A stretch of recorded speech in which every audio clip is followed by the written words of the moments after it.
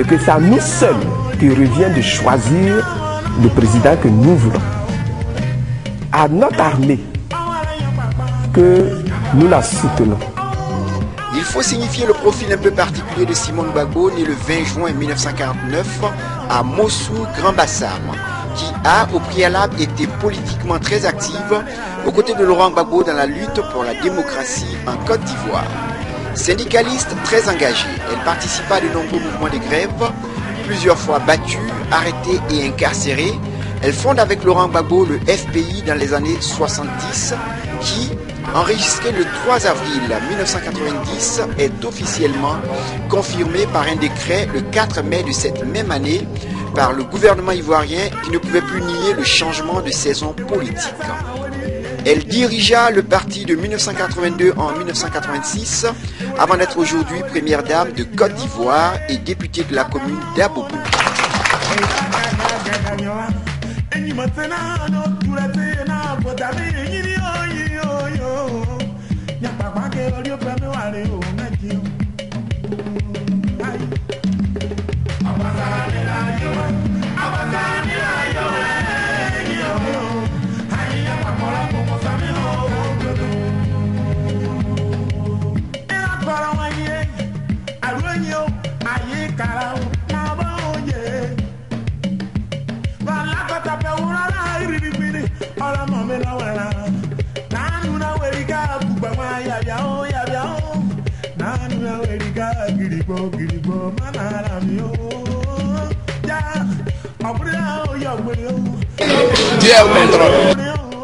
Nous avons élu notre président de la République, le président Laurent Gbagbo, et nous en sommes fiers. Aujourd'hui, le temps est venu de démontrer aux Ivoiriens même d'abord, mais également à la communauté internationale, habitant chez nous ou vivant ailleurs, partout ailleurs dans le monde, que nous sommes d'accord pour le président de la République que nous nous sommes donnés. Ce combat-là, non seulement il va nous apporter à nous une solution définitive au problème de la Côte d'Ivoire, mais qui va avoir des répercussions sur le reste de l'Afrique et même sur le monde. Ça va permettre à l'Afrique entière de reposer correctement le problème de son statut dans le monde et de ses propres responsabilités, qu'on pourrait être digne de conduire ce combat-là et de se faire accompagner par Dieu lui-même jusqu'à ce qu'on obtienne la victoire. Mais je pense qu'on va obtenir la victoire. Oh, honte Ban Ki-moon. Oh, honte Sarkozy. Oh, honte Obama. Et un peu dire, oh, honte Alassane Ouattara. Que malgré tous ces bergers rassemblés contre nous, le lion ne se laisse ni effrayer par leur voix, ni intimider par leur nombre. Des ressources financières qui sont de bon niveau. Nous avons des ressources humaines qui sont disponibles et quelquefois même on peut dire qu'ils sont versés. Waouh!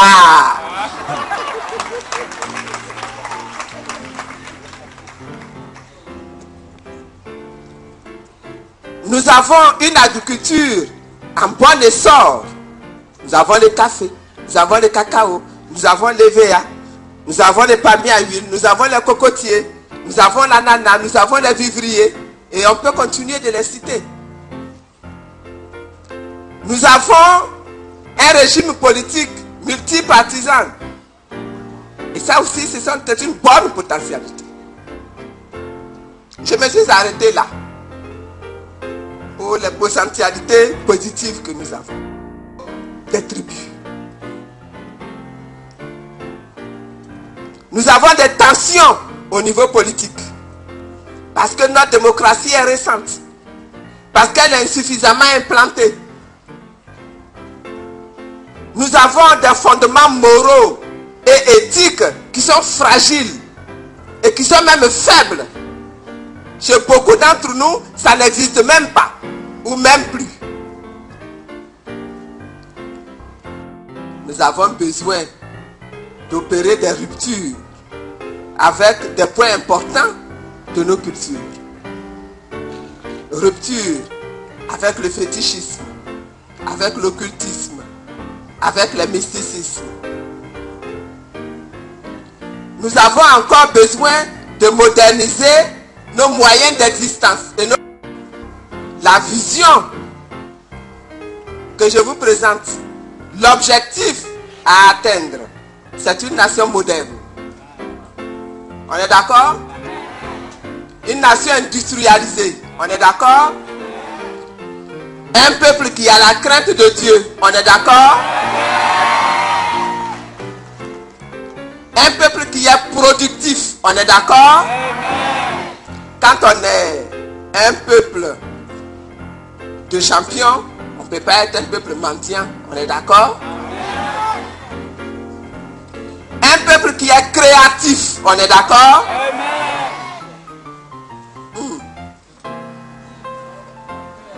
La vision est belle. Alors, quand on va commencer à travailler sur la vision, je ne veux pas entendre quelqu'un me dire, mais on n'a pas les moyens. Hein? On dit ça souvent en Côte d'Ivoire. Hein? On n'a pas les moyens. C'est une pensée, une phrase qu'on doit bannir de la Côte d'Ivoire. Vous êtes d'accord avec moi? La première phrase. Christ en nous, c'est l'espérance de la gloire.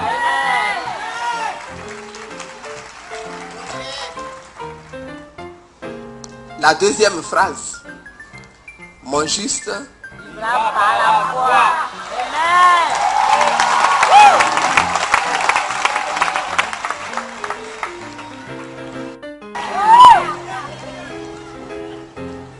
Par la foi.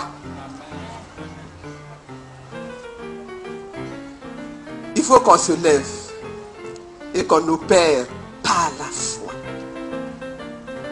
Par la foi, ça signifie qu'on n'a rien.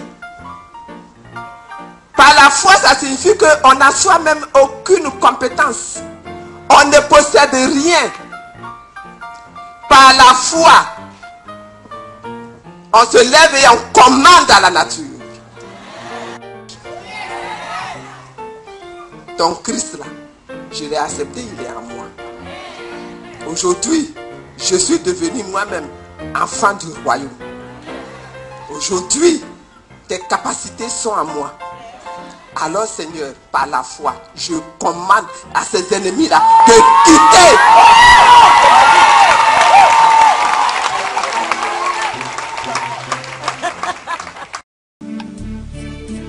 Les grands combattants, très souvent, ont été arrêtés. Vous comprenez? Kwame Nkrumah, Habibou Bourguiba, Jomo Kenyatta, Nelson Mandela, pour ne citer que quelques-uns en Afrique. Donc la prison n'est pas un obstacle.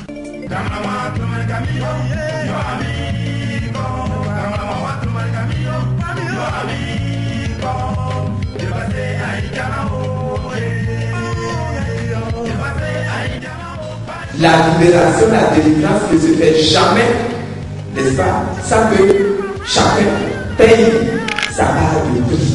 Il y a un prix à payer et chacun doit payer sa part de prix. Celui qui dit, en tout cas, moi je ne vais pas souffrir, ça veut dire qu'il a décidé que le pays là doit lui être arraché. Que Dieu vous bénisse. Que Dieu bénisse la Côte d'Ivoire. Soyez en joie. Dieu est au contrôle. La souveraineté nationale.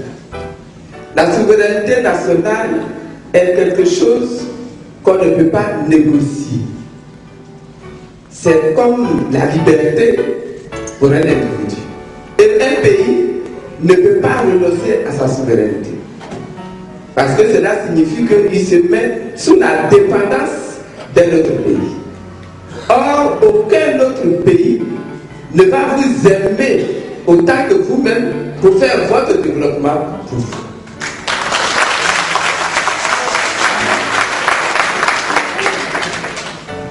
Donc, souveraineté et liberté.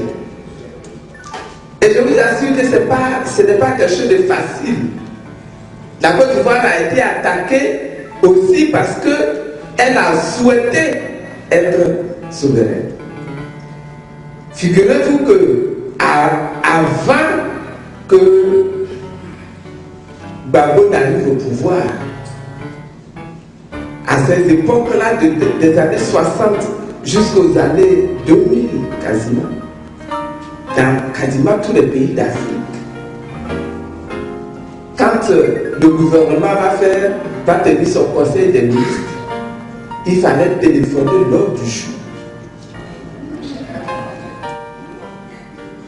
à l'ancien colonisateur qui apprécie et décide que tel point vous pouvez le traiter, mais il faut le traiter dans tel sens. Tel autre point, ce n'est pas encore le moment de le traiter, donc il faut le retirer de l'ordre du jour. Figurez-vous également que lorsque nous sommes devenus indépendants, nous avons signé avec l'ancien colonisateur ce qu'on appelle un accord de coopération. Et dans ces accords de coopération que nous avons signés, nous disons clairement que nous sommes indépendants, mais nous ne sommes pas encore prêts pour être totalement souverains. Donc, notre économie, par exemple, va dépendre, le développement de nos ressources va dépendre de l'ancien colonisateur. Au moment où nous devenions indépendants, nous n'avions pas le droit dans notre pays de créer des usines pour transformer nos produits. Nous devions produire pour les besoins de l'ancienne métropole. L'ancienne métropole a besoin de café, elle a besoin de cacao. Nous devons produire le café et le cacao. Et nous devons leur vendre tout notre café et tout notre cacao. Et eux seuls avaient le droit de revendre notre café et notre cacao à qui ils voudraient. Et nous n'avions pas le droit de construire chez nous des usines pour fabriquer le chocolat.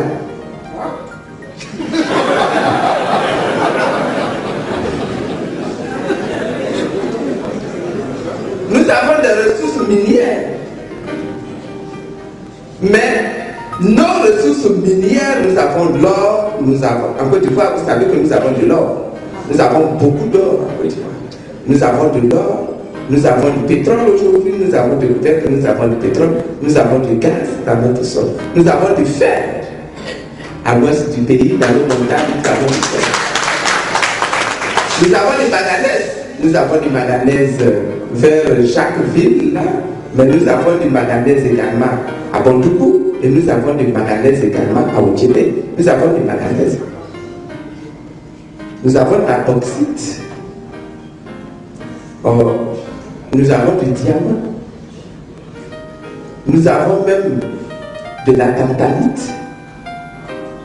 Nous avons un sous-sol qui est très riche. Ok? Mais nous n'avions pas le droit de transformer notre or, notre fer, notre bauxite, notre manganèse, notre diamant. Nous n'avions pas le droit. Nous n'avions pas le droit de vendre nos ressources à un autre pays qu'à la France, sauf si la France est d'accord pour que nous vendions à un autre pays. Et donc, un des problèmes que le président Gbagbo a posé, il pose encore, c'est la question de la souveraineté. Il faut qu'un pays ait le droit de commercer avec qui il veut, de faire transformer son pays par qui il veut, de passer un partenariat avec qui il veut, dans l'intérêt de sa nation, dans l'intérêt de son peuple. Et bon, on nous a fait un petit peu la guerre parce que nous avions voulu diversifier les relations et passer des accords, des partenariats avec la Chine, avec le Brésil. Vous voyez, la souveraineté. Elle est défendue par la Constitution. Et pendant la crise, vous avez tous suivi tous les débats qu'il y a eu sur la Constitution ivoirienne.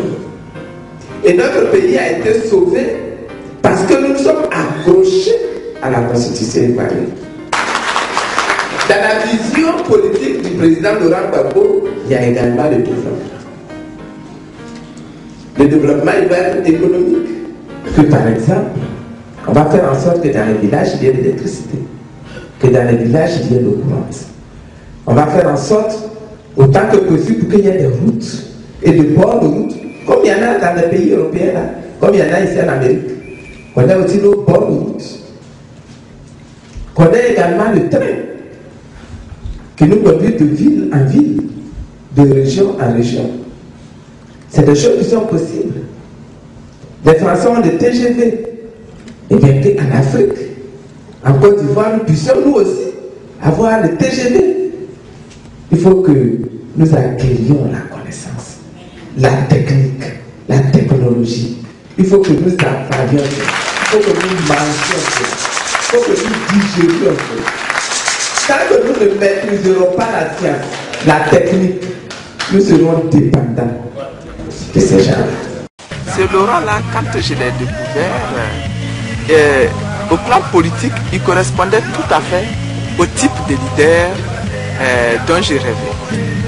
J'ai craqué, tout simplement.